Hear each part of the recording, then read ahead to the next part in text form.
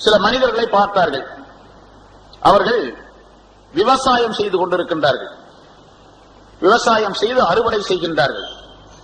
காலையில நாத்து நடுறாங்க, சாயந்தரமான உடனே அதை அறுத்துறாங்க. காலையில நாத்து நட்டு சாயந்தரம் மசூல் செஞ்சிடறாங்க, எல்லாத்தையும் அறுவடை செஞ்சிடறாங்க.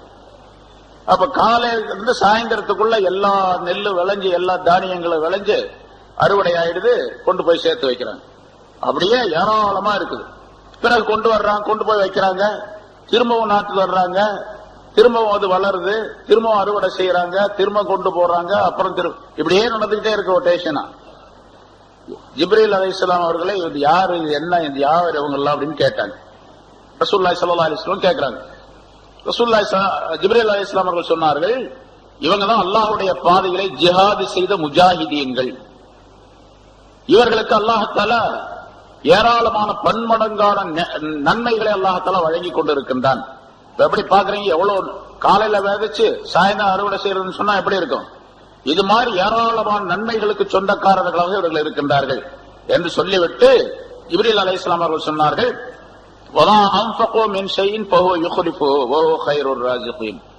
எந்த ஒரு பொருளை ஒரு மனிதன் அல்லாஹ்வுடைய பாதையிலே செலவு செய்கின்றாரோ அவருக்கு அதற்கு பிறவியை அல்லாஹ் தஆலா நிச்சயமாக தருவான். அவன் கைருர் ராஜிகீன், பிறவி கொடுப்பதிலே உணவளிப்பதிலே மிகச்சிறந்தவனாக இருக்கின்றான் என்று இதையும் சொன்னார்கள் ஜிப்ரீல் அலைஹிஸ்ஸலாம். அடுத்து சில மனிதர்களை நான் பார்த்தேன், ரசூலுல்லாஹி ஸல்லல்லாஹு அலைஹி வஸல்லம் சொன்னார்கள், சில மனிதர்களை பார்த்தேன், அவருடைய உதடெல்லாம் பெரிய பெரிய உதடா இருக்கு, பெரிய பெருசா இருக்குது. அந்த உதடுகள் எல்லாம் நெருப்பினால் செய்யப்பட்ட கத்தரிக்கோள்கள் கத்தரிக்கப்பட்டு கொண்டு இருக்கின்றன. நெருப்புல இருந்த ஒரு கத்திரிக்கோள், பெரிய பெரிய கத்திரிக்கோள், அதுல மலக்குகள் அந்த உதடுகளை கத்திரித்துக்கிட்டு இருக்கிறாங்க. கத்தரிச்சு போடுறாங்க, திரும்பவும் அது வளருது. கீழ் உதட்டை கத்தரிக்கிறாங்க, அதை கீழே போடுறாங்க. பிறகு மேல் உதட்டை கத்தரிக்கிறாங்க. மேல் உதட்டை கத்தரிப்பதற்குள்ள கீழ் உதடு மறுபடியும் வளர்ந்துருது. அப்புறம் இதை கத்திரிக்காங்க. இப்படியே நடந்துகிட்டே இருக்குது. இவங்கெல்லாம் யார் என்று நான் கேட்டேன். ஜிப்ரீல் அலைஹிஸ்ஸலாம் அவர்கள் பதில் சொன்னார்கள், இவர்கள் தான் உங்களுடைய உம்மத்திலே பயான் செய்யக்கூடியவர்கள். எப்படிப்பட்ட பயான் செய்யக்கூடியவர்கள் தெரியுமா? யஅமுரூன அன்னாஸ பில் பிர்ரி வயன்ஸௌன அன்ஃபுஸஹும். குர்ஆன்ல ஒரு ஆயத்து, அந்த ஆயத்தை அங்கே சொல்லி காட்டுகின்றார்கள். அவர்கள் நன்மையை மக்களுக்கு சொல்லுவார்கள், அவங்க செய்ய மாட்டாங்க. நன்மையை மக்களுக்கு சொல்லுவாங்க, வயன்ஸௌன அன்ஃபுஸஹும், தங்களை மறந்து விடுவார்கள். அவங்கள மறந்துட்டு அடுத்தவங்களுக்கு சொல்லிக்கிட்டே இருப்பாங்க அவர்கள். இன்னொரு அறிவிப்பில் இப்படி சொல்லப்பட்டு இருக்கின்றது, அதாவது அவருடைய உதடுகள் கத்தரிக்கப்பட்டுக் கொண்டிருக்கின்றன. அதே மாதிரி அவருடைய நாக்குகளும் அறுக்கப்பட்டுக் கொண்டிருக்கின்றன. நாக்குகளையும் அறுக்கின்றார்கள். இவங்க யார் அப்படின்னு சொல்லி கேட்கப்பட்டது. ரசூலுல்லாஹி ஸல்லல்லாஹு அலைஹி வஸல்லம் கேட்டாங்க. ஜிப்ரீல் அலைஹிஸ்ஸலாம் அவர்கள் சொன்னார்கள், இவங்க ஹுதபாஉல் ஃபித்னா என்பதாக சொன்னார்கள். ஃபித்னாவை பரப்பிக் கொண்டிருக்கக்கூடியவர்கள். சமுதாயத்தில், மனித சமுதாயத்தில் ஃபித்னாவை தங்களுடைய சொல்லின் மூலமாக மனித சமுதாயத்திலே ஃபித்னாவை உண்டாக்கி கொண்டிருக்கக்கூடியவர்கள். இன்னைக்கு நம்ம பார்க்கிறோம் நிறைய அது மாதிரி. இஸ்லாத்துல முஸ்லிம்களுக்கு மத்தியில ஃபித்னாவை, குழப்பத்தை உண்டாக்கி சமுதாயத்தை பிளவுபடுத்தி மக்களிடத்திலே ஒற்றுமை இல்லாத சூழ்நிலையை உருவாக்கி தங்களுக்கு ஒரு தனி கூட்டத்தை சேர்த்துக் கொண்டு இந்த உலகத்தில் சிறப்பாக வாழ வேண்டும் என்பதற்காக செய்யக்கூடிய சில மனிதர்களை நாம் பார்க்கின்றோம். அவங்க தங்களுடைய சொல்லின் மூலமாக ஃபித்னாவை பரப்பிக் கொண்டிருக்கக்கூடியவர்கள். இவர்களுக்கு இந்த தண்டனை வழங்கப்படும் என்பதாக மற்றொரு அறிவிப்பிலே சொல்லப்பட்டிருக்கின்றது. அடுத்த ஒரு கூட்டத்தை நான் பார்த்தேன், அவர்களுக்கு அருகிலே நான் போனேன். அவர்கள் பெரும் உருவமாக இருக்கின்றார்கள். நரகவாசிகளுடைய உருவம் எப்படி இருந்துச்சு? இப்ப இங்க எல்லாம் போன அந்த தண்டனையை பற்றி சொல்லப்படுகின்றது. அதே மாதிரி நன்மைக்குரிய விஷயம் சேர்த்து சொல்லப்படுகிறது இல்ல. பெரிய வயிறு, எவ்வளவு பெரிய வயிறுன்னு சொன்னா ஒரு பெரிய அறை மாதிரி, ஒரு ரூம் மாதிரி இருக்கு அந்த வயிறு. அந்த வயிற்றுக்கு உள்ளே இருக்கக்கூடியது வெளியே இருந்து பார்த்தால் தெரிகின்றது. அது மாதிரி கண்ணாடி மாதிரி இருக்குன்னு வச்சுங்க. அந்த வயிறு உள்ள இருக்கிறதா தெரியும். உள்ள பார்த்தா பெரிய பெரிய பாம்புகள் எல்லாம் அந்த வயிற்றுக்குள்ளே ஊர்ந்து கொண்டு இருக்கின்றன. பெரிய பெரிய பாம்புகள் வயிற்றுக்குள்ள இருக்கு. இன்னொரு அறிவிப்பில இதே மாதிரி அந்த பெரிய வயிற்றை தூக்கி கொண்டு அவர்கள் நடக்கின்றார்கள். அந்த நடக்க முடியாததின் காரணமாக அந்த வயிறு பெருசா இருக்கிறதுனால, ஒரு பெரிய அறை மாதிரி இருக்கிறதுனால கீழே விழுந்துடுறாங்க. அப்புறம் தடுமாறி எந்திரிச்சிடுறாங்க. எந்திரிச்சு திரும்ப போறாங்க. திரும்ப விழுகிறாங்க, திரும்ப போறாங்க, திரும்ப விழுகிறாங்க. இதே மாதிரி வேதனைப்பட்டுக் கொண்டிருக்கின்றார்கள். உள்ளே அந்த பாம்புகள் எல்லாம் அவர்களை கடித்து துன்புறுத்தி கொண்டிருக்கின்றன. இவர்கள் யார் என்று கேட்டேன். இவர்கள் தான் வட்டி வாங்கி சாப்பிட்டவர்கள் அப்படின்னு சொன்னாங்க. இன்னைக்கு நம்ம பார்க்கணும், ரொம்ப கவனமா இருக்கணும். மேராஜ் பயான் கேட்கறது, கதை கேட்கறது இல்ல. இன்னைக்கு நிறைய பாக்குறோம். வியாபாரம் செய்யணும்னு சொல்லிட்டு வட்டி வாங்கியே வியாபாரம் செஞ்சு வீணா போனவங்க நிறைய. வட்டி வாங்கி யாரும் பிழைச்சதே கிடையாது. வட்டி வாங்கி யாரும் உயர்ந்ததே கிடையாது. வட்டி வாங்கி உயரணும் அப்படின்னு சொன்னா இஸ்லாத்தை விட்டு வெளியே போயிடணும். வெளியே போனா உயர்வா இருக்கலாம். சேட்ஜி மாதிரி அவங்க எல்லாம் ரொம்ப நல்லா இருக்கு. நம்ம கேட்கலாம், நினைக்கலாம், அவங்க எல்லாம் வட்டி வாங்குறாங்க, ரொம்ப நல்லா இருக்கிறாங்களா, பெரிய பெரிய பங்களா காரெல்லாம் வச்சிட்டு இருக்காங்க, நமக்கு மட்டும் ஏன் அப்படி அப்படின்னு கேட்டா இஸ்லாத்தை விட்டு வெளியே போயிடணும். ஈமானை விட்டு வெளியே போயிடணும். போயிட்டா அந்த மாதிரி இருக்கலாம். ஈமான் இஸ்லாத்துக்குள்ள இருந்துகிட்டு அது மாதிரி செய்யக்கூடாது, செய்ய முடியாது. அல்லாஹ் தஆலா கொடுக்க மாட்டான். வட்டி வாங்கினீங்க போயிட வட்டி அப்படியே டீலா, அல்லாஹ் தஆலா டீலால விட்டுருவான். அப்படி ஏன்னா அவரு டீலால விட்டுட்டாரு, அல்லாவே டீலால விட்டுருவான். அது நிறைய இருக்கு, நிறைய சம்பவங்கள் நிறைய சொல்லப்பட்டிருக்கு. நிறைய சம்பவங்களை நம்ம பாக்குறோம். அதனால வட்டி வாங்குறது இந்த உலகத்தில் மட்டும், உலகத்துல கஷ்டம் அப்படிங்கிறது மட்டும் அல்ல. வட்டி வாங்கி யாரும் பொருளாதாரத்தை சேர்த்து வெற்றி கண்டவர்கள் யாரும் கிடையாது. எந்த மனிதன் வட்டி வாங்குகின்றானோ அவனெல்லாம் நஷ்டவாளி ஆயிடுவான். எந்த ஒரு சமுதாயம் வட்டி வாங்குன்றதோ அந்த சமுதாயம் எல்லாம் கெட்டு போயிடும் நிச்சயமா. எந்த நாடு வட்டி வாங்குதோ அந்த நாடு பூரா கெட்டு போயிடும். இந்தியா எவ்வளவு கடன் கொடுக்கணும், வட்டி மட்டும் எவ்வளவு கொடுக்கணும்? பல்லாயிரம் கோடி கணக்கான ரூபாய் வட்டி மட்டும் கொடுக்கணும் வாங்கணும் கடனுக்கு. கடனுக்கு வட்டி மட்டும் ஒவ்வொரு வருஷம் கட்டிக்கிட்டு இருக்கிறாங்க. இங்க இருந்த பொருள் வெளியே நாட்டுக்கு போகுது. அந்த வட்டிக்காக வேண்டிய அந்த பொருளை அங்க எடுத்துட்டு போய் இங்க என்ன விலைக்கு நாம வாங்குறோமோ அதுல பாதி விலைக்கு வெளிநாட்டுல கிடைக்குது ஒரு பொருள். ஒரு இந்த யுடிகோலோன் அப்படின்னு சொல்லி அந்த தைலம் இருக்கு பாருங்க, பொடிக்கலான்னு சொல்லுவாங்கல்ல, அந்த தைலம் ஒண்ணு மலேசியாவில் நான் வாங்கினேன். இங்க வந்து 52 ரூபாய் நம்ம விலை போட்டிருக்கு. அதுல இந்தியா சரக்கு தான், அது மேட் இன் இந்தியான்னு போட்டிருக்குது. ஒரு சுமாரா இருக்கு, ரொம்ப நல்ல தைலம்னு சொல்ல முடியாது. இருந்தாலும் 52 ரூபாய் விலை போட்டிருக்கு ஒரு பாட்டில். அங்க 2 வெள்ளிக்கு நான் வாங்கினேன். இங்க வந்த பிறகுதான் பார்த்தேன் அது மேட் இன் இந்தியா அப்படின்னு சொல்லிட்டு விலை போட்டிருக்கு. 52 ரூபாய் நம்ம போட்டிருக்கு. 52 ரூபாய் சரக்கு இங்க வித்தா 52 ரூபாய். சரி, அதை இதை பண்ணி கொடுத்தாங்க கூட, பேரம் பேசி வாங்கினா கூட 40 ரூபாய்க்கு வாங்கலாம்னு வச்சுங்க. அங்க 2 வெள்ளின்னு சொன்னா 20 ரூபாய், 22 ரூபாய், 22 ரூபாய் தான் ஆச்சு. வாங்கிட்டு வந்து என்கிட்ட இருக்கு, டேபிள் மேல இருக்கு. அதை பாருங்க, இங்க உள்ள சரக்கை வாங்கிட்டு கொண்டு போய் வட்டிக்காக வேண்டி இந்த சரக்கெல்லாம் கொடுக்குறாங்க. இந்த மாதிரி இது உதாரணம் இல்ல. இது மாதிரி நிறைய சரக்குகள், ஜவுளிகள், மற்ற சர்க்கரை, அது மாதிரி உள்ள ஏற்றுமதியாகும். வட்டியின் காரணமாக அழிந்து விடுமே தவிர ஒரு நாடோ ஒரு வீடோ அல்லது ஒரு குடும்பமோ ஒரு சமுதாயமோ அழிந்து விடுமே தவிர உயராது. சரி, இது உலகத்துல. ஆகிரத்துல மௌத்துக்கு பின்னால இந்த தண்டனை. சரி, யதஹப்பத்துஹு ஷைத்தான், அதாவது வட்டி வாங்குவது பற்றி அல்லாஹ் தஆலா சொன்னா, பேய் பிடித்தவனை போன்று அவன் கியாமத்து நாள்ல எழுந்து வருவான் அப்படின்னு சொல்ல. பேய் பிடிச்சவன் போல. சாதாரண ஒரு ஆளை பார்த்து சொல்றோம்னா இவன் பேய் பிடிச்ச மாதிரி இருக்கிற ஆளை பார்த்தா அப்படின்னு சொல்லி அது மாதிரி. சரி, அடுத்ததாக ஒரு சில மனிதர்களை நான் பார்த்தேன். அவர்களுடைய தலைகள் எல்லாம் பெரும் பாறைகளை கொண்டு நசுக்கப்பட்டு கொண்டு இருக்கின்றன. மலக்குகள் இருக்கிறாங்க, பெரிய பெரிய பாறை கல்ல வச்சிட்டு இருக்காங்க. அவர் படுத்திருக்கிறாரு அல்லது உட்கார்ந்து இருக்காரு. அவர் தலை மேல அந்த பாறையை போடுறாங்க. போட்ட உடனே அந்த தலை அப்படியே சுக்கு நூறா நசுங்கி போயிடுது. அந்த கல்லு ஓடுது. அதை போய் எடுத்துட்டு வர்றாரு அவர். அந்த மலக்கு எடுத்துட்டு வர்றதுக்குள்ள இந்த தலை திரும்ப வந்துருது. திரும்ப போடுறாரு, திரும்ப நசுங்குது. அவர் கத்துறாரு, இவர் போடுறாரு, அந்த கல்லை எடுத்துட்டு வர்றாரு, பாறைய தூக்கி போடுறாரு. இப்படியே நடந்துகிட்டு இருக்கு. இவங்க யார் அப்படின்னு கேட்டார். ஜிப்ரீல் சொன்னாங்க, இவங்க தான் தலை ரொம்ப கனமானவங்க.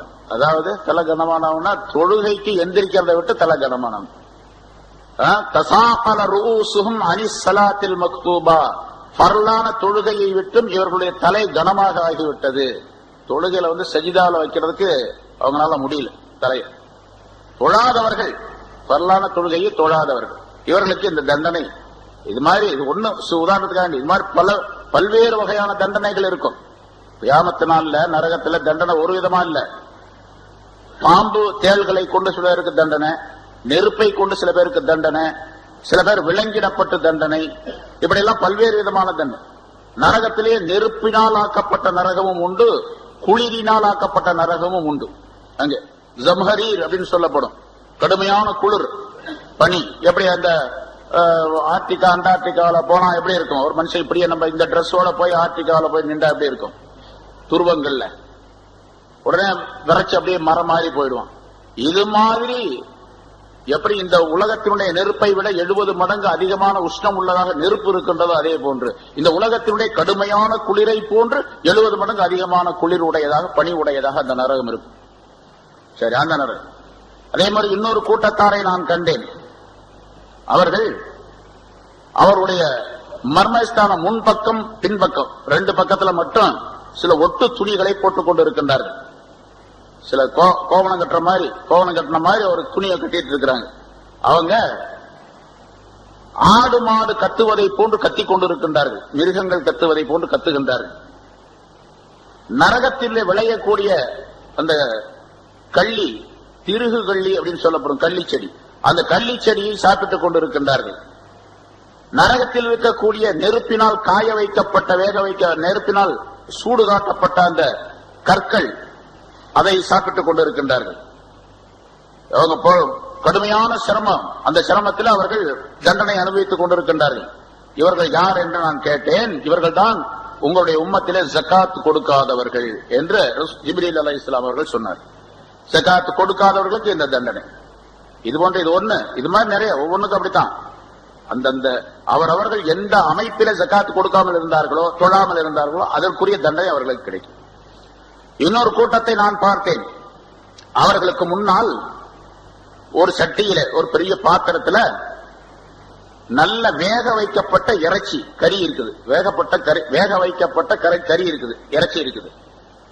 இன்னொரு பாத்திரத்துல வேக வைக்கப்படாத பச்சை கறி, ஆனா நாற்றம் எடுத்த கறி. பச்சை கறியும் கூட ஆனா அழுகி போச்சு, நாட்டம் அடிச்சு போச்சு. அந்த மாதிரி இறைச்சி இருக்குது. ஒரு பாத்திரத்துல நல்ல இறைச்சி, அழகான இறைச்சி, பாக்குறதுக்கு மேல சாப்பிடலாம் போல அப்படி. இன்னொரு பாத்திரத்துல கெட்ட இறைச்சி, நாட்டம் எடுத்தது இருக்கு. அவங்க என்ன பண்றாங்கன்னு கேட்டா, அந்த அந்த கூட்டத்தினர் அங்க இருந்து கொண்டு இந்த நல்ல இறைச்சியை விட்டுட்டு நாட்டம் எடுத்த அந்த கெட்டு போன இறைச்சி இருப்பாங்க, அதை சாப்பிட்டுக்கிட்டு இருக்கிறாங்க. அந்த ஆளு இவங்க யாரு அப்படின்னு சொல்லி நான் கேட்டேன்.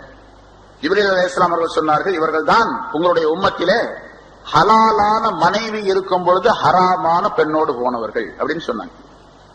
கெட்ட பொம்பளை, அவர் நாட்டம் எடுத்த இறைச்சிய போல. இவ ஹலாலான மனமான ஒரு பெண் இருக்கின்றாள், மனைவி இருக்கின்றாள், இருக்கும் பொழுது அந்த கெட்ட பெண்ணோடு போனோம்.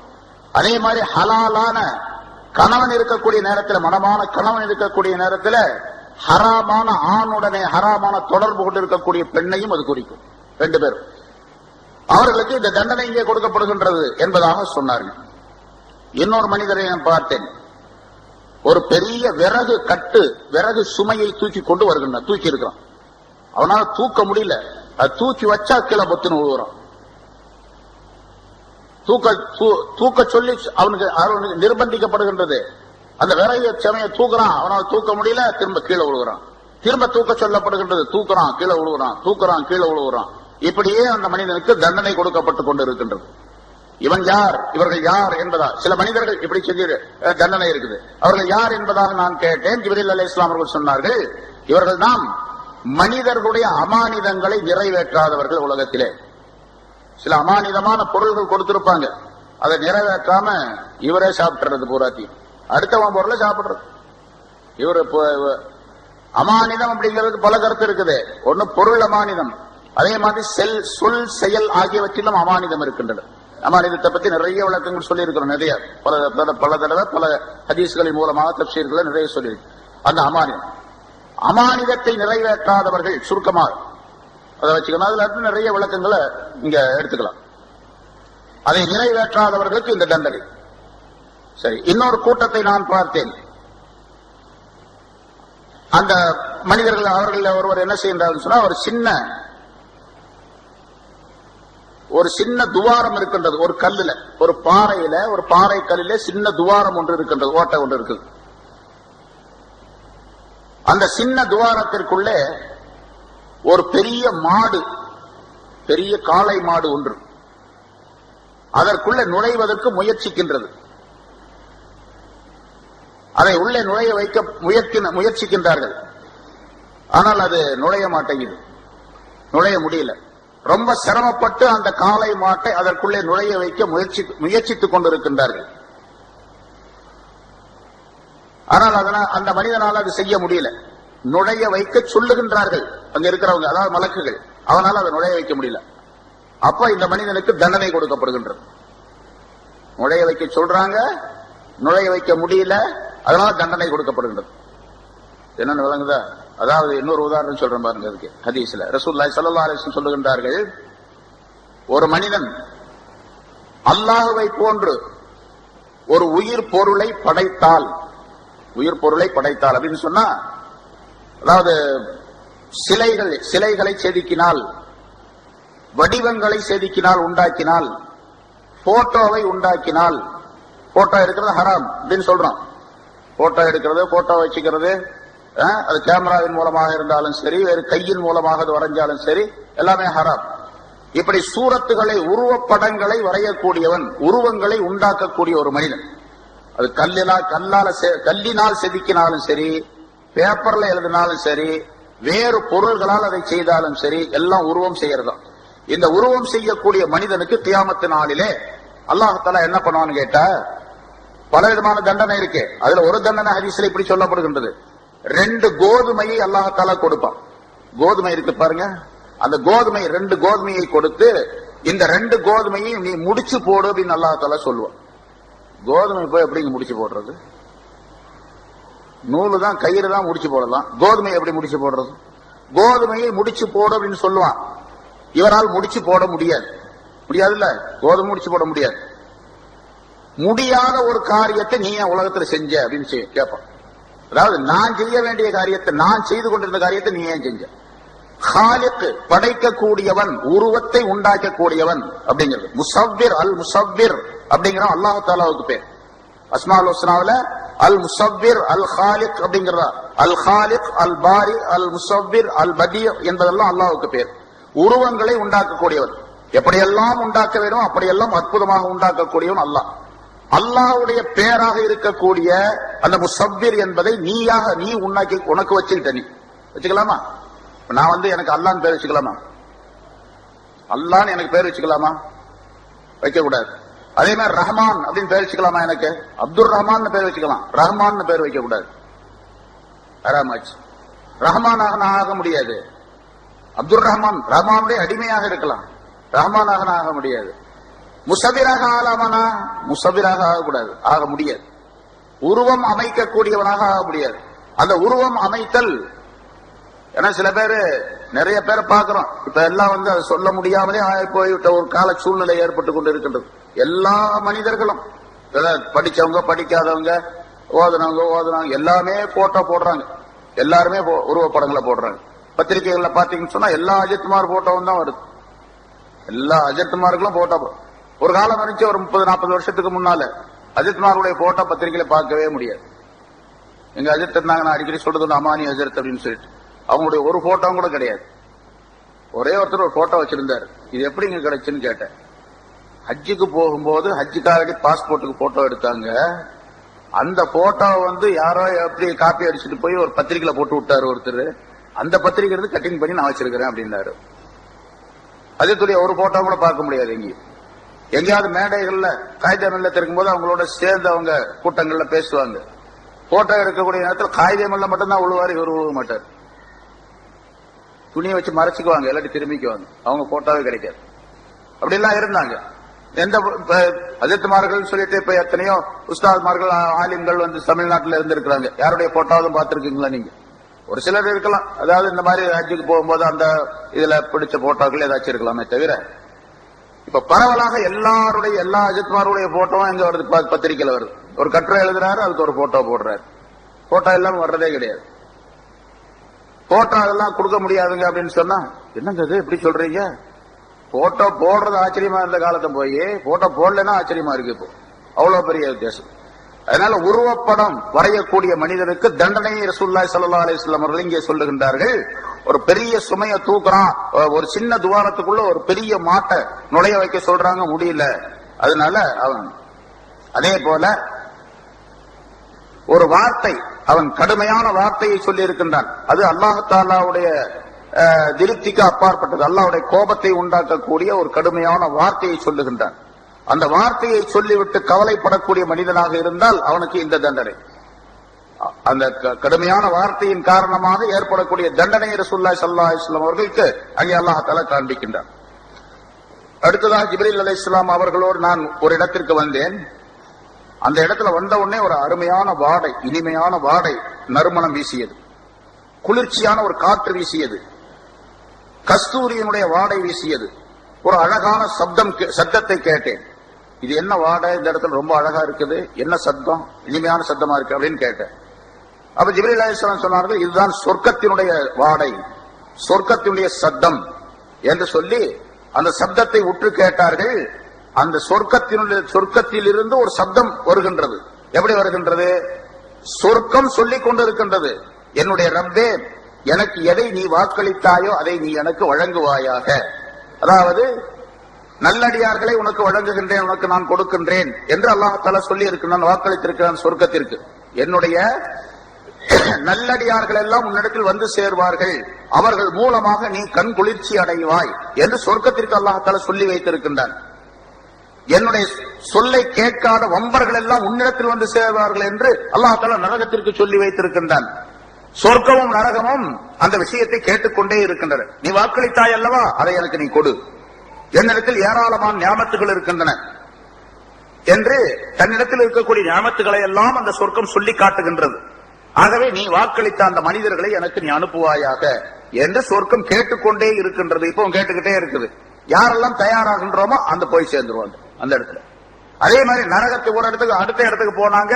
ஒரே துர்வாடை வீசியது, கடுமையான நாட்டம் உடையதாக இருந்தது, ஒரு விதமான பயங்கரமான சப்தம் கேட்டது. இது என்ன என்று கேட்டார்கள். இது நரகத்தினுடைய சப்தம், நரகத்தினுடைய வாடை என்பதாக சொல்லி அந்த நரகம் சொல்லக்கூடிய, யாரெல்லாம் எனக்கு நீ வாக்களித்தாயே அதை நீ எனக்கு கொடுப்பாயாக. யாரெல்லாம் அல்லாஹ்வை வணங்காமல் அல்லாஹ்வுடைய சொல்லை ஏற்றுக்கொள்ளாமல் மறுத்தவர்களாக இருக்கின்றார்கள் உலகத்தில், அவர்களை எல்லாம் உனக்கு தருவேன் என்று அல்லாஹ் தஆலா சொல்லி இருக்கின்றான், அவர்களை எனக்கு வழங்குவாயாக என்று அந்த நரகம் கேட்டுக்கொண்டு இருக்கின்றது. இப்படி சில நிகழ்ச்சிகளை நான் பார்த்தேன், சில மனிதர்களை பார்த்தேன். அடுத்து சொல்லுகின்றார், இன்னும் சில மனிதர்களை பார்த்தேன். அவர்கள் முதல்ல சொன்ன மாதிரியே நல்ல இனிமையான இறைச்சி, வேக வைக்கப்பட்ட அழகான நறுமணம் உள்ள இறைச்சி ஒரு பகுதியில் இருக்கின்றது.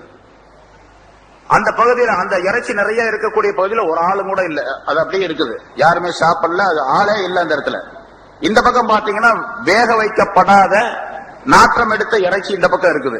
இதுல பாத்தீங்கன்னா நிறைய மக்கள் இருக்கிறாங்க, அதை எடுத்து சாப்பிட்டுட்டு இருக்கிறாங்க. இத ஒருத்தருமே எடுக்கிறதே இல்லை.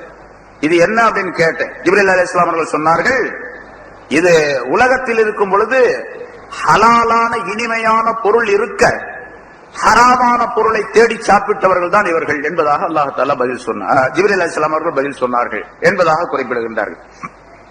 ஹலாலான பொருள் தேடுவதற்கு வாய்ப்பெல்லாம் இருக்குது, வசதி இருக்குது, அதுக்குரிய வாய்ப்புகளை எல்லாம் அல்லாஹ் தஆலா தந்திருக்கிறான். இருந்த ஹராமான பொருளின் பக்கம் போறது, ஹராமான பொருளை தேடி போறது, இப்படி செய்தால் அவர்களுக்கு இந்த தண்டனை என்பதால். இதெல்லாம் ஒரு சின்ன நிகழ்ச்சி, சின்ன எடுத்துக்காட்டு, இது அவ்வளவுதான். அதுக்கு பின்னால கியாமத்து நாள்ல கேள்வி கணக்கு கேட்கப்பட்டு ஃபைசலா செய்யப்பட்ட பின்னால் என்ன தண்டனை என்பது அவர்களுக்கு தீர்ப்பளிக்கப்படும். இப்படியெல்லாம் குற்றங்கள் செய்தவர்களுக்கு என்னென்ன தண்டனைகள் உண்டு என்பதை மக்கள் தெரிந்து கொள்ள வேண்டும் என்பதற்காக சில நிகழ்வுகளை ரசூலுல்லாஹி ஸல்லல்லாஹு அலைஹி வஸல்லம் அவர்களுக்கு அல்லாஹ் தஆலா எடுத்து காட்டினான் என்பது என்னுடைய பொருளாகும். சரி, இதே மாதிரி ரசூலுல்லாஹி ஸல்லல்லாஹு அலைஹி வஸல்லம் அவர்கள் மேராஜுக்கு போயிட்டு வந்தாங்க. இந்த நிகழ்ச்சிகள் சம்பந்தமாக தொடராக இருக்கக்கூடிய இன்னொரு விஷயம், அங்கே ரசூலுல்லாஹி ஸல்லல்லாஹு அலைஹி வஸல்லம் மேராஜ்ல பார்த்தாங்க. ஆனா அது ஹதீஸ்ல எப்படி சொல்லப்படுகின்றது என்று சொன்னால், மேராஜுக்கு போய்விட்டு வந்த பின்னால அன்னைக்கு காலையில பல நிகழ்ச்சிகள் நடந்ததெல்லாம் சொல்லுவோம். இப்போ நடந்த பின்னால ஹஜ்ரத் அலி ரலியல்லாஹு தஆலா அன்ஹு அவர்களும் ஃபாத்திமா ரலியல்லாஹு தஆலா அன்ஹா அவர்களும் ரெண்டு பேரும் ரசூலுல்லாஹி ஸல்லல்லாஹு அலைஹி வஸல்லம் அவர்களை ஹஜ்ரத் அலி ரலியல்லாஹு தஆலா அன்ஹு அவர்கள் அவங்க பார்க்கிறதுக்காக வேண்டி ரசூலுல்லாஹி ஸல்லல்லாஹு அலைஹி வஸல்லம் அவர்களை பார்க்கிறதுக்காக வேண்டி போனாங்க. ரசூலுல்லாஹி ஸல்லல்லாஹு அலைஹி வஸல்லம் அவர்கள் மேராஜுக்கு போயிட்டு வந்ததாக கேள்விப்பட்டோம், சொன்னாங்க. அதை நாங்க ஒப்புக்கொள்றோம், ஏற்றுக்கொள்ளுகின்றோம், வந்து போய் பார்த்துட்டு வரலாம் அப்படின்னு போனாங்க. ரசூலுல்லாஹி ஸல்லல்லாஹு அலி ரலியல்லாஹு தஆலா அன்ஹு அவர்கள் போன நேரத்தில் ரசூலுல்லாஹி ஸல்லல்லாஹு அலைஹி வஸல்லம் அவர்கள் அழுது கொண்டிருக்கின்றார்கள். அலி ரலியல்லாஹு தஆலா கேட்டாங்க, யார் ரசூலுல்லாஹ், தங்க ஏன் அழுகுறீங்க, என்ன காரணம்? என்ன காரணம்னு சொன்னீங்கன்னு சொன்னா நானும் சேர்ந்து அழுகுறேன் அப்படின்னாங்க. நீங்க அழுகுறீங்க, ஏதாச்சும் காரணம் சொல்லுங்க, காரணம் வச்சா நானும் அழுகுறேன் அப்படின்னா. ரசூலுல்லாஹி ஸல்லல்லாஹு அலைஹி வஸல்லம் சொன்னார்கள், இந்த இரவு நான் மேராஜுக்கு சென்ற நேரத்தில் சில நிகழ்ச்சிகளை, சில பெண்மணிகள், தனியார் பெண்களுக்கு மட்டும் சொல்லுகின்றார், பெண்மணிகளுடைய நிகழ்ச்சிகளை பார்த்தேன். அந்த பெண்மணிகள் அவர்களுடைய நிலைகளை நான் நினைத்து அழுது கொண்டிருக்கின்றேன் அப்படின்னு சொன்னார். யார் ரசூலுல்லாஹ், அதை நான் தெரிஞ்சுக்கலாமா, நீங்க சொல்ல முடியுமா அப்படின்னு கேட்டேன். என்று சொன்ன உடனே ரசூலுல்லாஹி ஸல்லல்லாஹு அலைஹி வஸல்லம் சொன்னார்கள், ஒரு பெண்ணை நான் பார்த்தேன். ஒரு பெண் அப்படின்னு சொன்னா அந்த குற்றம் செய்த பெண்களுக்கு அந்த தண்டனை அப்படிங்கறதுல ஒரு பெண்ணை குறிப்பிடுகின்றார்கள் ரசூலுல்லாஹி ஸல்லல்லாஹு அலைஹி வஸல்லம். ஒரு பெண்ணை பார்த்தேன், அவளுடைய தலை முடியின் மூலமாக அவள் தொங்கவிடப்பட்டு இருக்கின்றாள். தலை முடியை பிடிச்சு கட்டி நரகத்தில் தொங்கவிடப்பட்டிருக்குது. அந்த பெண் தொங்கவிடப்பட்டிருக்கின்றாள். கீழே நெருப்பு, நரக நெருப்பு எரிஞ்சு கொண்டிருக்குது. அந்த நரக நெருப்பினுடைய சூட்டின் காரணமாக அவருடைய தலையில் உள்ள மூளை இருக்கு இல்லையா, அது கொதித்து வழிந்து கொண்டு இருக்கின்றது. வழிந்து கொண்டு இருக்கின்றது. தலையில் இருக்கக்கூடிய மூளை கொதிச்சு வழிஞ்சுகிட்டு இருக்குது. அதாவது அது கொதிக்கு, சட்டியில எப்படி சால்னா கொதிக்குது அது மாதிரி கொதிச்சு அது வழிஞ்சுக்கிட்டே இருக்கு, உள்ள கொதிச்சுக்கிட்டே இருக்கு, வழிஞ்சுக்கிட்டே இருக்கு. இந்த மாதிரி ஒரு தண்டனை அந்த பெண்ணுக்கு. முடிய பிடிச்சு ஒரு சங்கிலியில கட்டி இருக்கு, மேல தொங்கிக்கிட்டு இருக்கிறான். யார சொல்லலாம், அந்த பெண் என்ன குற்றம் செய்தவள் அப்படின்னு கேட்டேன். அவள் உலகத்தில் இருக்கும் பொழுது ஆண்களுக்கு முன்னாலே தன்னுடைய தலையை மறைக்காமல் இருந்தால் என்பதா பதில் சொன்னார்கள் ரசூலுல்லாஹி ஸல்லல்லாஹு அலைஹி வஸல்லம். எவ்வளவு பயங்கரமான நிலை. ஆனா சர்வசாதாரணமாக தலையை மறைக்காம இருக்கக்கூடிய முஸ்லிமான பொம்பளைங்க நிறைய பேர் இருக்கிறாங்க, நம்ம பார்க்க. அப்படி இருந்துகிட்டு அதெல்லாம் அந்த காலத்துல, இப்ப நாகரிகமான காலத்துல அப்படிலாம் இருக்க முடியாது அப்படின்னு சொல்லக்கூடியவர்களும் உண்டு. ஆம்பளைங்க மட்டும் அப்படி போலாமா, நாங்க மட்டும் போக கூடாதா அப்படின்னு சொல்றவங்களும் உண்டு. அதுல ஆணுக்கு பெண்ணு சமம் அப்படின்னு சொல்லிட்டு இந்த காலத்துல பேசக்கூடிய நேரத்துல தலையை மூடிக்கிட்டு போகணும்னு சொல்றீங்களே, இதெல்லாம் பைத்தியகாரத்தனமா இருக்கு அப்படின்னு சொல்றவங்களும் உண்டு. சரி, இப்ப பைத்தியகாரன் யார் அப்படின்னு கியாமத்து நாள்ல போனா தெரிஞ்சு போயிடும், சொல்றவங்களா கேட்கிறவங்களா அப்படின்ட்டு. லா துஅத்தி ஷாரஹா மினர் ரிஜால், ஆண்களுக்கு தங்களுடைய தலைமுடியை மறைக்காமல் இருந்த பெண்கள் என்று ரசூலுல்லாஹி ஸல்லல்லாஹு அலைஹி வஸல்லம் தண்டனைக்குரியவர்களை சொன்னார்கள். அதுக்கு நீண்ட விளக்கங்கள் நிறைய இருக்குது. ஆக தலைமுடி மறைக்கப்பட வேண்டும். தலைமுடி மறைக்க முழுசா முக்காடு இருக்கணும், அதாவது பர்தா இருக்கணும், ஹிஜாப் இருக்கணும். அதே நேரத்தில் தலைமுடி அந்நிய ஆண்கள் பார்க்காதவர், அந்நிய ஆண்களிடத்தில் காட்டாதவர் தலைமுடியை மறைத்திருக்கணும். அதனால தொழும் பொழுது பெண்கள் தொழுகிறாங்கன்னு வச்சுங்க, தலைமுடி கொஞ்சம் தெரிஞ்சிச்சு, தொழுக கூடாது. தலைமுடி ஃபுல்லா மறைச்சிருங்க. ஏன்னா தலைமுடியும் அவுரத்தை சேர்ந்தது. யாராவது ஒரு பொம்பளை சொல்றான்னு வச்சுங்க, வெளியே போறாங்க, தலை திறந்துகிட்டு போறாங்க, எத்தனையோ பேர் போறாங்க தலையில துணி இல்லாம முடிய அலங்காரம் பண்ணிக்கிட்டு போறாங்க மற்றவங்க மாதிரி. மற்றவங்களை பார்த்து காப்பி அடிக்கிறது தானே இவங்களுக்கு சட்டமும் தெரியாது, ஒன்னும் தெரியாது, சொல்றது கேட்கறதும் இல்ல. இது மாதிரி சொல்லக்கூடிய மஜ்லிஸுக்கு வர்றதும் கிடையாது. அப்படி எல்லாம் இருக்கக்கூடியவங்க நிறைய பேர் இருக்கிறாங்க. இப்ப அந்த சொல்லக்கூடிய பெண்கள் அப்படி இருக்காங்கன்னு வச்சுங்க, அதெல்லாம் இந்த காலத்தில் நடக்காது, முடியாது, தலையெல்லாம் மூடிட்டு இருக்க முடியாது அப்படின்னு சொல்லக்கூடிய ஒரு பெண் தொழக்கூடிய சூழ்நிலை ஏற்பட்டால், அந்த பெண் தலையை திறந்து கொண்டு தொழுதால், முடி தெரியக்கூடிய அமைப்புல தொழுகக்கூடாது. அதுக்கு என்ன சட்டம் சொல்லுவாங்க அந்த பொம்பளை? அப்ப தொழுகைக்கும் அந்த மாதிரி நீங்க சொல்ற சட்டங்கள்லாம் செல்லாது அப்படின்னு நம்மளுக்கு சொல்லுவாங்க. தொழுகை செல்லாதுன்னு நம்ம சொன்னா நீங்க சொல்ற சட்டம் செல்லாது அப்படின்னு நம்மள்ட்ட பார்த்து சொல்லுவாங்க. சரி, இதெல்லாம் ரொம்ப ஜாக்கிரதையாக இருக்க வேண்டிய விஷயம்.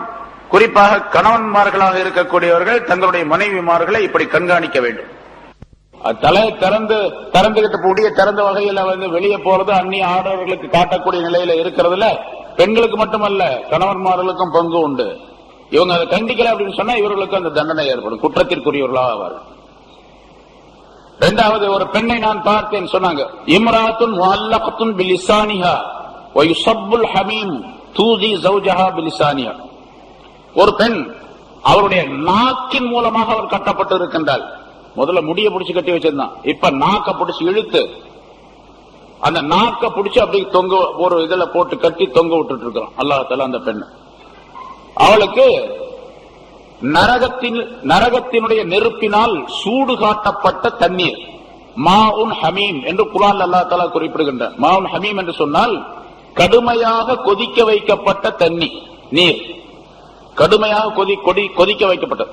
அதுக்கு மேல இனிமேல் கொதிக்க வைக்கவே முடியாது, அதுக்கு மேல இனி சூடு காட்டவே முடியாது, அப்படிப்பட்ட தண்ணி. அதுக்கு பேர் ஹமீம்னு சொன்னோம். அந்த தண்ணி அவளுக்கு ஊத்தப்படுகின்றது, கொடுக்கப்படுகின்றது. சரி, இந்த பெண் யார் அப்படின்னு கேட்கப்பட்டது. கேட்டேன். அப்ப ஜிப்ரீல் அலைஹிஸ்ஸலாம் சொன்னாங்க, இவள் தன்னுடைய நாவின் மூலமாக தன்னுடைய கணவனுக்கு தொந்தரவு கொடுத்தவள், துன்புறுத்தியவள். கணவனை நாவின் மூலமாக பேசுகின்றவள், கணவனை கண்டபடி பேசுறவள் அந்த பெண் என்று ரசூலுல்லாஹி ஸல்லல்லாஹு அலைஹி வஸல்லம் சொன்னார்கள். பெண்கள் தங்களுடைய நாக்கை உபயோகிக்கக்கூடிய விஷயத்தில ஜாக்கிரதையாக இருக்க வேண்டும். அதுல குறிப்பாக கணவனுடைய விஷயத்தில் ரொம்ப ஜாக்கிரதையாக இருக்க வேண்டும். மூன்றாவது, இம்ராத்துன் வல்லக்துன் ரிஜ்லாஹா இலா சதீஹா வயதாஹா இலா நாசியத்திஹா.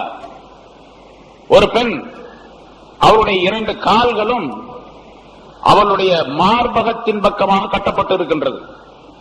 2 கைகளும் முன்னிட்டு முடியில் அவளுடைய 2 கைகளும் கட்டப்பட்டு இருக்கின்றன. அது எப்படி அப்படிங்கறதெல்லாம் நம்ம கற்பனை செஞ்சு பார்த்துக்கணும்.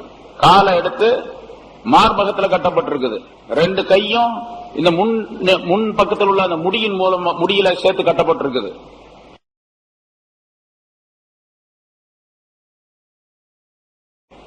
وقد سلط عليها الحيات والعقارب. இவளுக்கு தேளு பாம்பு ஆகியவற்றை கொண்டு இவள் வேதனை செய்யப்பட்டுக் கொண்டிருக்கின்றாள். நிறைய பாம்பு தேள் எல்லாம் இவளை கடிச்சு துன்புறுத்திக்கிட்டு இருக்குது. பாம்பு தேள் அப்படின்னு சொன்னா உலகத்தில் உள்ளதை போல அல்ல.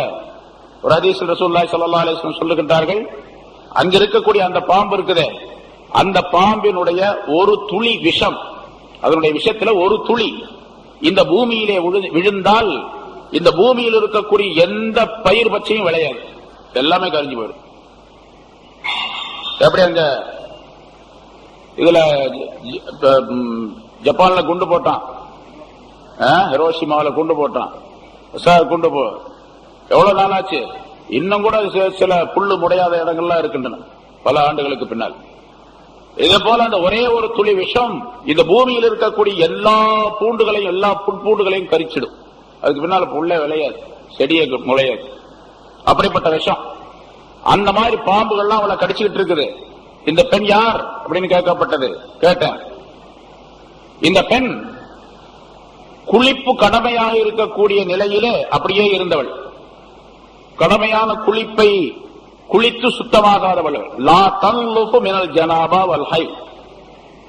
அந்த பெண் பெருந்தொடக்கோ அல்லது ஹைதோ நிபாசோ ஏற்பட்ட நேரத்தில் குளிச்சு சுத்தமாக இல்லாதவள் அவள். அதே மாதிரி குளிக்கிறது சுத்தமா இருக்கிறது அப்படின்னா எதுக்காக வேண்டி? தொழுகைக்காக வேண்டி தான் இந்த சுத்தங்கள்லாம் தேவை, தொழுகைக்காக வேண்டி. அப்ப இவள் சுத்தமாகாததின் காரணமாக தொழுகையை பரிகாசம் செய்கின்றாள் என்பதாக பொருளாகும். இன்னொரு பெண்ணை பார்த்தேன். இம்ராத்துன் முஅல்லக்துன் பிஸதியிஹா. அவளுடைய மார்பகத்தின் மூலமாக மார்பகத்தை கொண்டு அவள் கட்டப்பட்டு இருக்கின்றாள். அவளுடைய கை காலெல்லாம் கட்டப்பட்டு இருக்கின்றது.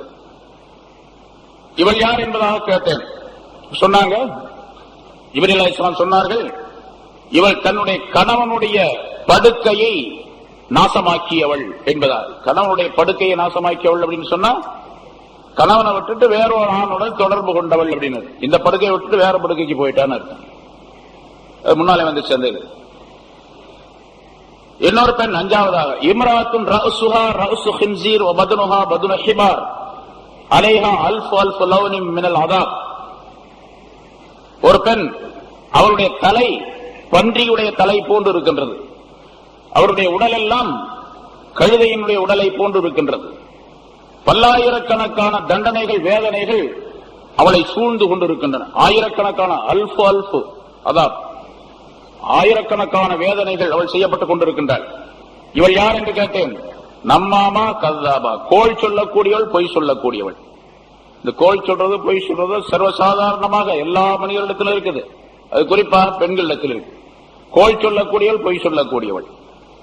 ஆறாவது ஒரு பெண், அவளுடைய உருவம் நாயினுடைய உருவத்தில் இருக்கின்றது. நாயினுடைய வடிவத்தில் அவள் இருக்கின்றாள். நரகத்தினுடைய அந்த நெருப்பு அவருடைய வாய் வழியாக வருகின்றது, அவருடைய பின்பக்கமாக வருகின்றது. அதாவது வாய் வழியாக உள்ளே போட்டு பின்பக்கமாக அந்த நெருப்பு வெளியே அது வெளியாகிக் கொண்டிருக்கின்றது. மலக்குகள் நெருப்பினாலான சம்மட்டியால் அவருடைய தலையை அடித்து நொறுக்கிக் கொண்டிருக்கின்றார்கள். இந்த பெண் யார் என்று கேட்டேன். மன்னானா ஹஸ்ஸாதா. இவள் சொல்லி காட்டக்கூடியவள், தான் செய்த உபகாரத்தை சொல்லி காட்டக்கூடியவள். யாருக்கு? கணவனுக்கு. எங்க வீட்டுல இருந்து நான் கொண்டு வந்தேன், எங்க அத்தா அதை கொடுத்தாரு, எங்க வாப்பா எப்படி கொடுத்தாரு, எங்க அம்மா கொடுத்தாங்க, எங்க வீட்டு டப்பா இது, எங்க வீட்டு கோலை அப்படின்னு சொல்லிட்டு எல்லாத்தையும் சொல்லி காட்டுவான். ஒரே ஒரு டம்ளர் கொண்டு வந்திருப்பாங்க, எங்க டம்ளர் பாத்தீங்களா என்ன இருக்குது அப்படின்னு சொல்லுவாங்க. இவன் 100 டம்ளர் வாங்கி கொடுத்திருப்பான் இடையில, அதெல்லாம் சொல்ல மாட்டாங்க. அங்க வாப்பா போட்ட வலைய பாத்தீங்களா அப்படியே கிடக்கு, நீங்க வாங்கி போட்டதால நசுங்கி போச்சு அப்படின்னு சொல்லி காட்டிக்கிட்டே இருப்பான். மண்ணானா, அதனாலதான் இந்த மண்ணானாவை கல்யாணமே செய்யக்கூடாதுங்கிறாங்க. ரசூலுல்லாஹி ஸல்லல்லாஹு அலைஹி வஸல்லம் சொன்னாங்க, ஒரு ஹதீஸ் சொல்லப்படுகின்றது, லா தஸவ்வஜு சபஅன் மினன் நிஸா, 7 விதமான பொம்பளைகளை கல்யாணம் பண்ணிக்காதீங்க அப்படின்னு சொல்றாங்க. ஹன்னானா, அது வாசகமே ஹன்னானா, அன்னானா, மன்னானா, கண்ணானா, என்னன்னா கண்ணானா, ஹத்தாக்கா, ஷத்தாக்கா, பர்ராக்கா அப்படின்னு சொல்லுவாங்க. ஹன்னானா அப்படின்னு சொன்னா அடுத்த இன்னொரு திருமணத்தின் மூலமாக அடுத்தவருக்கு குழந்தைகள் இருக்கக்கூடிய அந்த பெண், அவளை நீ திருமணம் செய்து கொள்ளாது. செய்து கொள்ளக்கூடாது ஹராம் அர்த்தம் அல்ல, அதனால சில பிரச்சனைகள் ஏற்படும். அதனால இது பூராவே அப்படித்தான். அண்ணானா அப்படின்னு சொன்னா முணங்கிக்கிட்டே இருப்பா எப்ப பார்த்தாலும். சில பிள்ளைங்க இருக்கிறாங்க, ஏதாச்சும் ஒண்ணு சொன்னா என்ன சொல்ற, ஒண்ணும் இல்ல அப்படின்ட்டு முணங்கிக்கிட்டே இருப்பாங்க எப்ப பார்த்தாலும். ஏதாச்சும் ஒண்ணு சொன்னா முனங்கள் ஏற்படும். அது உள்ள திட்டிகிட்டே இருப்பா, ஆனா வெளியே தெரியாது. அதுக்கு பேர் அண்ணானா. மண்ணானா அப்படின்னு சொன்னா தன்னுடைய வீட்டுல உள்ளதெல்லாம் தன்னுடைய கணவன்கிட்ட சொல்லி காட்டிக்கிட்டே இருப்பா. எங்க வீட்டு இருந்து அது கொண்டு வந்தேன், இது கொண்டு வந்தேன், எப்ப பார்த்தாலும் அதுதான் சொல்லிக்கிட்டே இருப்பான்.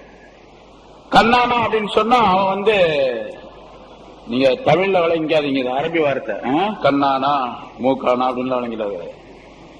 என்னுடைய எங்க வாப்பா இருக்காரு, அவரு எப்படிப்பட்டவர் தெரியுமா, எங்க அண்ணன் இருக்காரு, அவர் எப்படி, எங்க சாச்சா, எங்க பெரியப்பா, அவர்லாம் பெரிய ஆள் அப்படின்னு சொல்லி தான் குடும்பத்தில் உள்ள ஆளுகளா, எங்க அம்மா அப்பா அவரு இவரு அப்படின்னு சொல்லி தான் குடும்பத்தில் உள்ள பார்த்து சொல்லிக்கிட்டே இருப்பான். இங்க வீட்டுல கணவன் எவ்வளவு பெரிய ஆளா இருந்தாலும் சரி, அவருக்கு பெரிய புகழ் மாலை சூட்டப்பட்டு கொண்டு இருந்தாலும் சரி, அதை பத்தில ஒரு பேச்சும் கூட இருக்காது. அவங்க வீட்டுல இருக்கிற ஆளுகளை பத்தி சொல்லிக்கிட்டே இருப்பா. கண்ணா அதை பாரு, இதை பாரு, அப்படி பாரு, அவங்கள பாரு, இவங்க அப்படின்னு சொல்லிட்டே இருப்பான். ஹத்தாக்கா அப்படின்னு சொன்னா எல்லா ஆம்பளையும் பார்த்துக்கிட்டே இருப்பான். பார்வையை கட்டுப்படுத்த மாட்டாள் அவள், பார்வையை கட்டுப்படுத்த மாட்டாள். ஷத்தாக்கா அதிகமாக பேசக்கூடியவள். இதெல்லாம் ஹதீஸ்ல வரக்கூடிய வார்த்தைகள் நிறைய வருது. அது மாதிரி அதிகமாக பேசுகின்றவள், எப்ப பார்த்தாலும் பேசிக்கிட்டே இருப்பா. பேசலன்னா அடுத்த வீட்டுக்காரையை கூப்பிட்டு வந்து உட்காந்து பேசிட்டு, எனக்கு தூக்கம் வருதுமா, இல்ல கொஞ்ச நேரம் பேசிட்டு போயிடு அப்படின்ட்டு. சரி அவங்க போயிட்டாங்கன்னு சொன்னா வேற யாராவது வருவாங்க, அவங்களுக்கு சரி ஆள் வந்துருச்சு நீ போ அப்படின்ட்டு அனுப்பி விட்டு இன்னொரு ஆளை குறைச்சு பேசிக்கிட்டே இருப்போம் எப்ப பார்த்தாலும். ஹத்தா ஷத்தாக்கா. பர்ராக்கா, எப்ப பார்த்தாலும் அவருடைய உடைகள் டிரெஸ் நல்லா இருக்கணும். புடவை சட்டை இருக்கு, அது இருக்கு, பின்னு இன்னும் ஹேர் பின்னு, அது இது பவுடர் எல்லாம் எப்ப பார்த்தாலும் ட்ரெஸ் பண்றது, மேக்கப் பண்றது, அது பண்றது, இது பண்றது. வேலை எந்த வேலையும் இருக்காது. எல்லா 24 மணி நேரம் தூங்குற நேரம் போக மீதி நேரங்கள்ல பூரா டிரெஸ்ஸிங்ல தான் இருக்கும். பர்ராக்கா, தன்னை அதாவது அலங்காரமாக காட்டிக் கொள்ளக்கூடியவள். மேல் மினுக்கி அப்படின்னு சொல்றாங்களா, மேல் மினுக்கி. பொய்யார கொண்டையிலே தாளம்போம் உள்ளே இருக்குது ஈனும் வேணாம் அப்படின்னு சொல்லி பாட்டு படிச்சோம் அந்த காலத்துல. என்ன, பெண்களை நம்பாதே கண்களை பெண்களை நம்பாதே அப்படின்னு பாட்டு படிச்ச ஆளை திட்டுறான். இப்போ முதல்ல பாட்டு படிச்சான் அப்படியே அந்த காலத்துல ஒரு 40 வருஷத்துக்கு முன்னால. பெண்களை நம்பாதே கண்களை பெண்களை நம்பாதே என்னமோ அந்த பாட்டு, அது அந்த பாட்டு எழுதுனால சரியில்லை அப்படின்னு சொல்லி இப்ப சொல்றான் பாட்டு எழுதுறான். அது பொம்பளைங்கள்லாம் இப்ப அந்த ஆளை திட்டுறாங்க. இந்த மாதிரி பாட்டு எழுதிட்டு போயிட்டான், எப்படி எழுதுறது, பெண்களை நம்பாதே கண்கள் நம்பாதே அப்படின்னு சொல்றாங்க.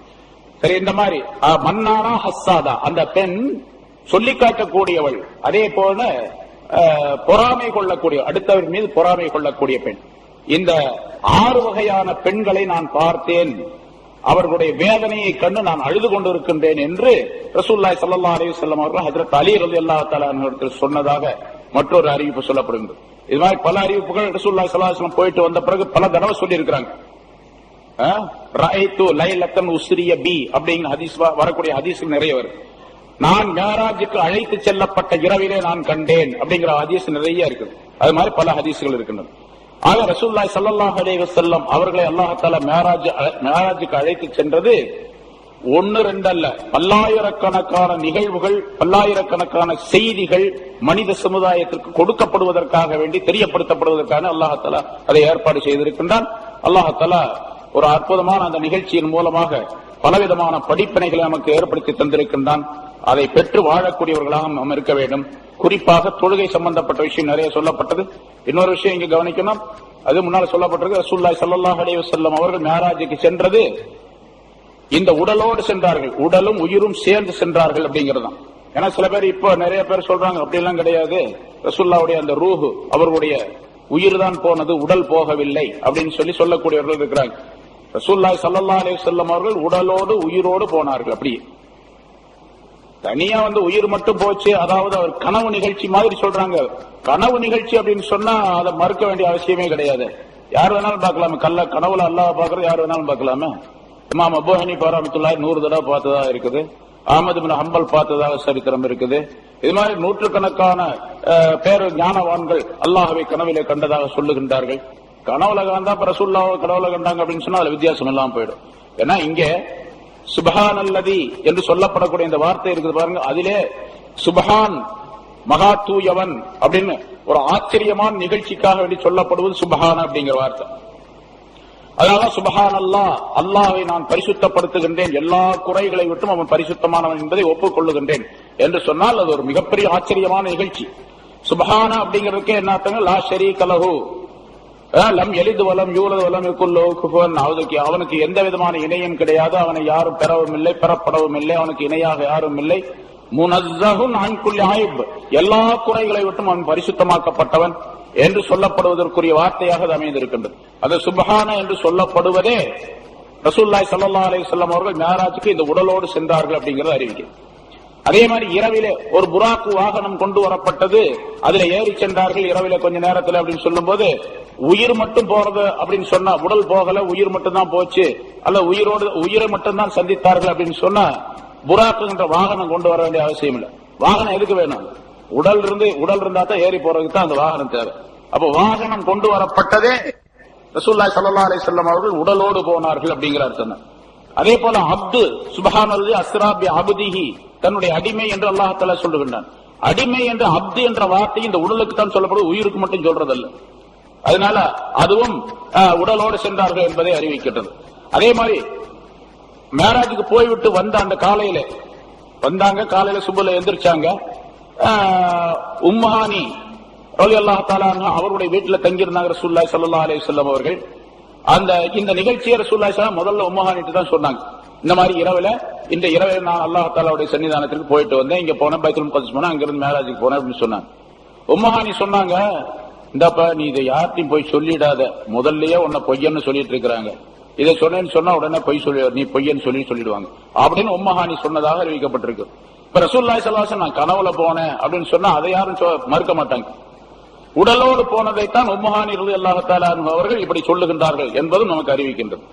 அதே போல காபிர்களிடத்தில் ரசூலுல்லாஹி ஸல்லல்லாஹு அலைஹி வஸல்லம் காபாவுக்கு போனாங்க, அங்க ஹரமுக்கு போனாங்க. காபாவுக்கு பக்கத்துல அபூ ஜஹல் போன்ற அந்த தலைவர்கள் உட்கார்ந்து இருந்தாங்க. இன்னைக்கு என்ன செய்தி புதுசா அப்படின்னு கேட்டாங்க. இன்னைக்கு இரவு நான் பைத்துல் முகத்தஸ் போயிட்டு வந்தேன் அப்படின்னு சொன்னாங்க. மேராஜுக்கு போனது சொல்லல, வானுலகத்துக்கு போனது சொல்லல, ஏன்னா அதை சொன்னா உடனே மறுத்துருவாங்க. அதனால நான் பைத்துல் முகத்தஸ்க்கு போயிட்டு வந்தேன். எல்லாம் கை தட்டி சிரிச்சாங்க. அப்ப ரசூலுல்லாஹி ஸல்லல்லாஹு அலைஹி வஸல்லம் அவர்கள் இவ்வளவு பெரிய பைத்தியக்காரரா இருக்காரு, ஒரு இரவுல நாங்க மாச கணக்குல போயிட்டு வரோம், ஒரு இரவுல எப்படி போக முடியும் கொஞ்ச நேரத்துல அப்படின்னு. அவர் இங்கதானே இருக்கிறாரு, அந்த வீட்டுக்குள்ளதான் போன ராத்திரி, காலையில எந்திரிச்சு வர்ற, நீ பைத்துல் முகத்தஸ்க்கு போனதாக சொல்றீ என்று சொல்லி பொய்யாக்கினார்கள். அப்ப ரசூலுல்லாஹி ஸல்லல்லாஹு அலைஹி வஸல்லம் உடலோடு போய் வந்ததின் காரணமாகத்தான் பொய்யாக்கினார்கள். அதே மாதிரி அவங்க கேட்டாங்க, அப்படின்னு சொன்னா நீ அந்த பைத்துல் முகத்தஸ்க்கு போனதாக சொல்றீங்களா, அங்க எத்தனை கதவு இருக்கு, எத்தனை தூண் இருக்குது, எத்தனை ஜன்னல் இருக்குது, எல்லாம் சொல்லி பார்க்கலாம் அப்படின்னு சொல்லி கேட்டாங்க. உடனே அல்லாஹ் தஆலா அந்த பைத்துல் முகத்தஸ் அந்த கட்டடத்தை அப்படி நம்ம டிவியில பாக்குற மாதிரி காட்டினான். அப்பவே டிவி பெட்டி இல்லாம, கருவி இல்லாம, கரண்ட் இல்லாம, எந்த விதமான உபகரணங்கள் இல்லாம அல்லாஹ் தஆலா அதை காட்டினான். ரசூலுல்லாஹி ஸல்லல்லாஹு அலைஹி வஸல்லம் பார்த்தாங்க, அப்படியே சொன்னாங்க, இத்தனை கதவு, இத்தனை ஜன்னல், என்னென்ன இடத்துல இருக்குது, இப்படி இருக்கு, இப்படி இருக்குன்னா எல்லாம் ஆச்சரியப்பட்டு போனாங்க. ஆனா ரசூலுல்லாஹி ஸல்லல்லாஹு அலைஹி வஸல்லம் கதவை பார்த்ததில்லை, இதை பார்த்தது இல்லை, இது மாதிரி இதுக்கு முன்னால் அந்த இடத்துக்கு போனதும் இல்லை. எத்தனை கதவுன்னு தெரியாது, எத்தனை ஜன்னல்னு தெரியாது. ஆனா அவங்களுக்கு தெரியும், அது யார் சொல்ற கேட்கறாங்க அவங்களுக்கு தெரியும். பார்த்தாங்க, சொன்னாங்க அப்படின்னு சொல்லு. அப்புறம் சில நிகழ்ச்சிகளை எல்லாம் கேட்டாங்க. ரசூலுல்லாஹி ஸல்லல்லாஹு அலைஹி வஸல்லம் சொன்னாங்க, கடைசியில சொல்லிட்டாங்க, ஹாதா சிஹ்ரும் முபீன், இது பெரிய பயங்கரமான சூனியம் அப்படின்ட்டாங்க. ஒப்புக்கொள்ளல. இப்ப ரசூலுல்லாஹி ஸல்லல்லாஹு அலைஹி வஸல்லம் அவர்கள் போய் பார்த்திருப்பது அப்படிங்கிறது இந்த உடலோடு போனால் தான் பார்த்திருக்க முடியும் அப்படிங்கிறது அதன் மூலமாக தெரிவிக்கப்படுகின்றது. அதே போல இந்த நிகழ்ச்சியை கேட்ட உடனே ஈமான்ல ரொம்ப பலவீனமாக இருந்த சில பேர் முர்த்ததாயிட்டாங்க, மதம் மாறி போயிட்டாங்க, இஸ்லாத்துக்கு வந்தாங்க. அப்பதான் இது பெரிய பொய், இது கண்டிப்பா அப்படி இருக்க முடியாது. ஏன்னா மனிதனால் சாத்தியம் இல்லாத ஒரு வேலை அந்த காலத்துல சொல்றாரு, அதனால முர்த்ததாயி போயிட்டாங்க. இதே போல ரசூலுல்லாஹி ஸல்லல்லாஹு அலைஹி வஸல்லம் அவர்களுக்கு நெஞ்சு பிளக்கப்பட்டது, ஈமான் ஹிக்மத் நிரப்பப்பட்டது, ஜம்சம்ல கழுவப்பட்டது அப்படிங்கிற நிகழ்ச்சி எல்லாம் பாடி சேர்ந்தது, உடலை சேர்ந்தது. அதனால உடலோடு போனாங்க அப்படிங்கறதான் தெரியப்படுது. புராக் வாகனம் கொண்டு வரப்பட்டது, அதுவும் ஒரு பாடி தான். பாடி இருந்தா தான் உடலோடு போனார்கள் அப்படிங்கறத புராக்கில் போனாங்க, புராக் கொண்டு வரப்பட்டது. அதே மாதிரி அல்லாஹ் தஆலா லி நுரியஹு மின் ஆயாத்தினா என்று குறிப்பிடுகின்றான்.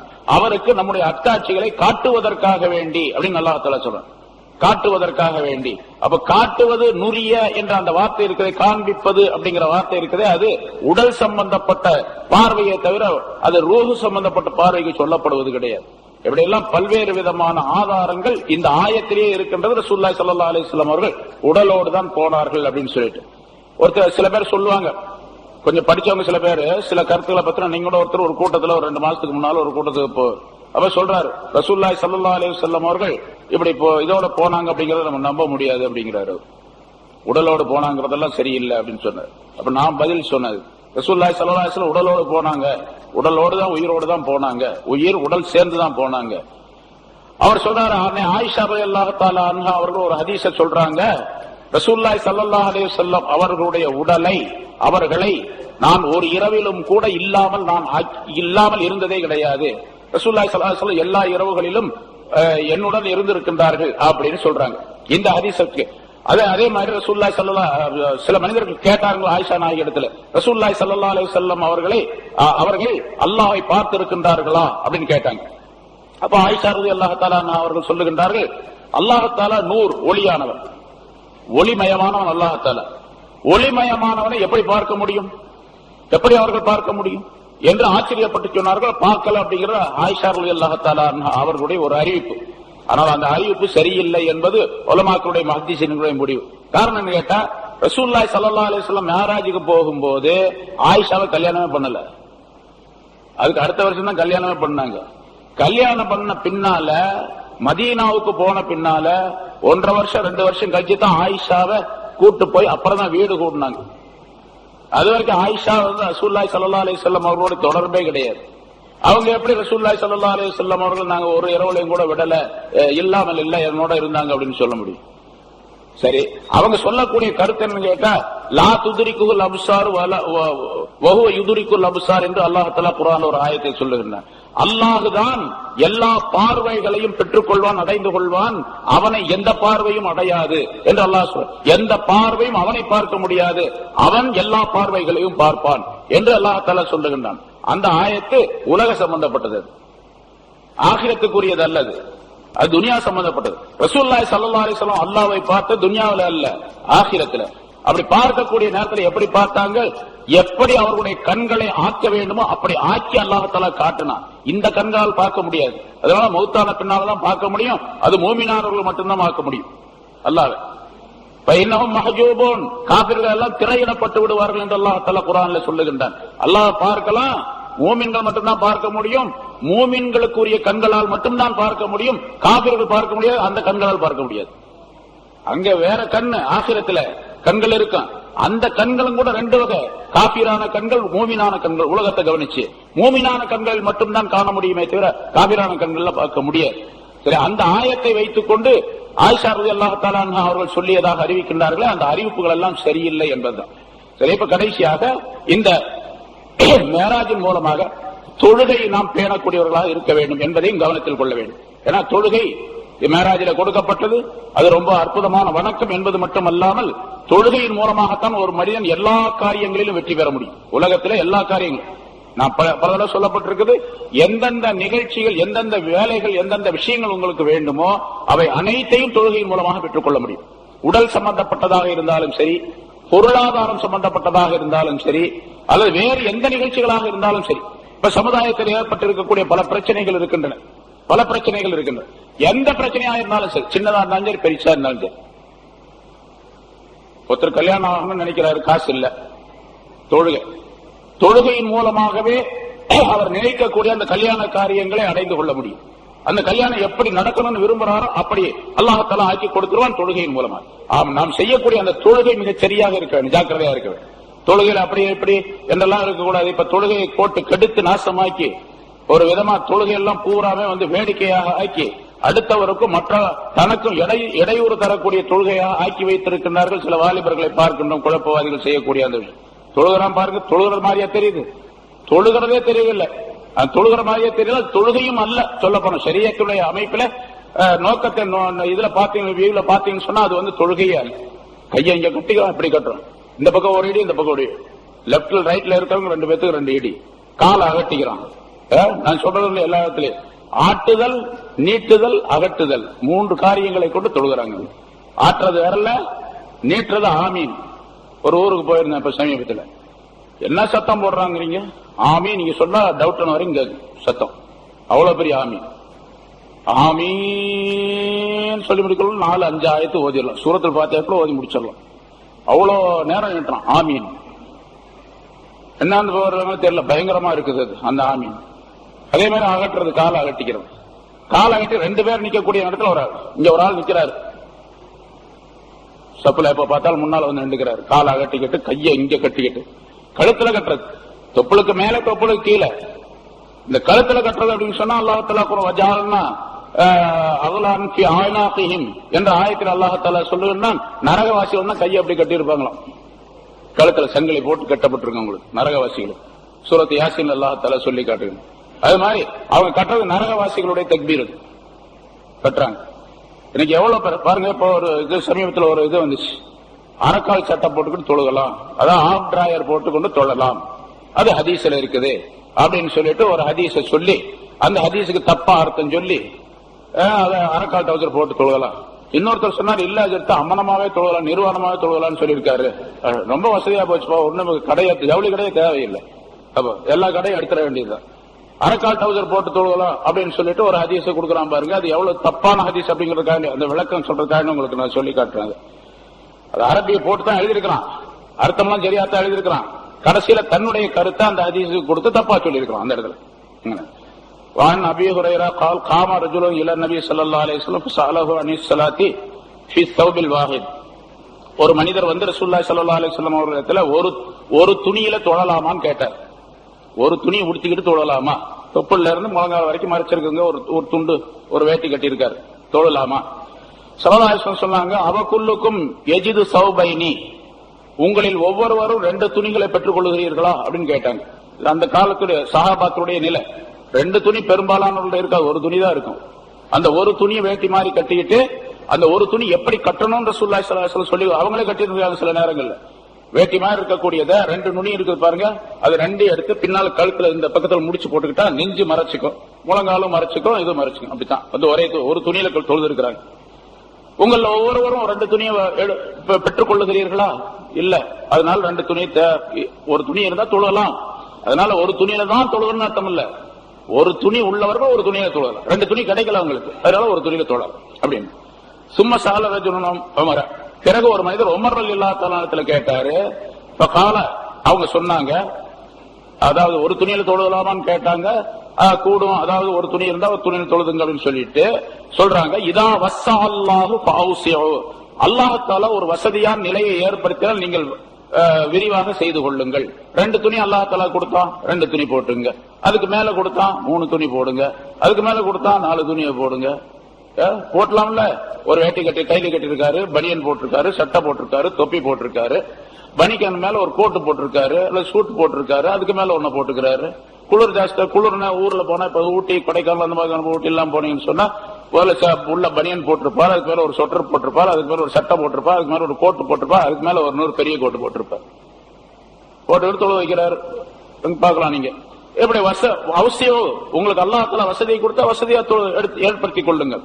ஜமா ரஜுலுன் அலைஹி சியாபஹு ஸல்லா ரஜுலுன் ஃபீ இஸாரின் வரிதாஇன், ஒரு மனிதர் தன்னுடைய துணிகளை சேகரித்துக் கொண்டு அந்த மனிதர் ஒரு வேஷ்டி ஒரு மேல் போர்வை, ஒரு வேஷ்டி ஒரு போர்வையில் தொழுதார்.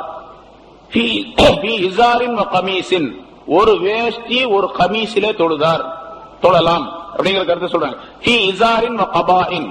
ரெண்டு துணியா சொல்றாங்க. அப்புறம் ஒரு வேஷ்டி ஒரு கபா, கபான்னு சொன்னா இந்த அரபி சட்டை போடுறமா நீளமா, அது கபா ஒரு பெரிய சட்டை அங்கி, அதுல தொழலாம். சராவீல வரிதாயின், ஒரு கால் சட்டை ஒரு மேல் போர்வை ஆகியவற்றை ரெண்டில தொழலாம். சராவீல கமீசின், ஒரு கால் சட்டை ஒரு கமீஸ் போட்டு தொழலாம்.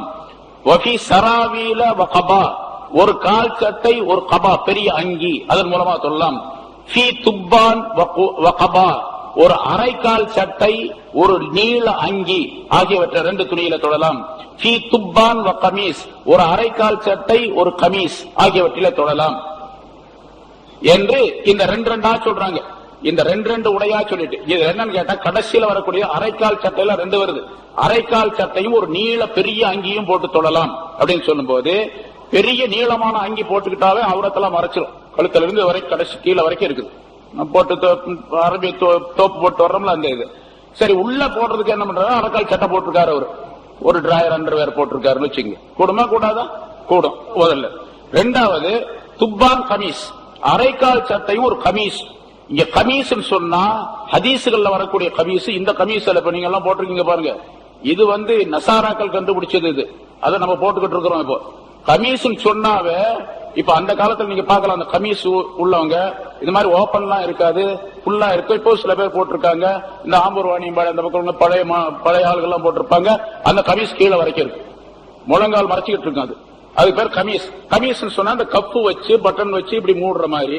ஜுப்பான்னு சொன்னா, கபான்னு சொன்னா இந்த மாதிரி ஓப்பனா இருக்கு, இந்த மாதிரி ஜுப்பா மாதிரி போடுறது. அந்த கமீஸுக்கு தான் சொல்றதே தவிர இங்க நம்ம போடுற இந்த கமீஸுக்கு இவர் போட்டிருக்கிறது கமீஸ் அடையாளம் வச்சுக்கிட்டு இதுதான் கமீஸ் நினைச்சுக்கிட்டு அவர் அரைக்கால் டவுசர் கமீஸும் போட்டு தொழுதாங்க அப்படின்னு சொல்றாரு. சரி, அப்படி வச்சுக்கிட்டாலும் கூட இங்க ஒரு கமீஸும் ஒரு அரைக்கால் சட்டை ரெண்டு வருது. இவர் என்ன சொல்றாருன்னா, கடைசியில அரைக்கால் டவுசர் அணியும் போது பாதி அளவுக்கு தொடை தெரியும் என்பதில் சந்தேகம் இல்லை. எனவே ஒருவர் அரைக்கால் டவுசர் அணிந்து தொழுதால் அதை குற்றம் என்று கூற மார்க்கத்தில் எந்த ஆதாரமும் இல்லை. இவர் அரைக்கால் சட்டை போடலாங்கிறதுக்கு ஆதாரம் இல்லையே முதல்ல இந்த ஹதீஸ்ல. அதான் எழுதியிருக்கான், ஒரு மேலாடை அணிந்தும் ஒரு அரைக்கால் டவுசர் அணிந்தும் ஒரு சட்டை அணிந்தும் தொடலாம் அப்படின்னு இருக்கு. ஒரு அரைக்கால் டவுசர் ஒரு மேலாடை அணிந்தும் ஒரு அரைக்கால் டவுசர் ஒரு சட்டை அணிந்தும் தொழலானார்கள் அப்படின்னு எழுதியிருக்காரு. அரைக்கால் டவுசர் மட்டும் போட்டுக்கிட்டு தொழலாம் எங்க இருக்குது? ஆனா ஹெட்டிங் என்னன்னு கேட்டீங்கன்னு சொன்னா, அரைக்கால் டவுசர் அணிந்து தொழலாம். கடைசியில் ஆதாரம் எழுதிருக்கு, இதுக்கு மாத்தமா தொழுது ஆதாரம் இல்லைன்னு வேற எழுதியிருக்கோம்.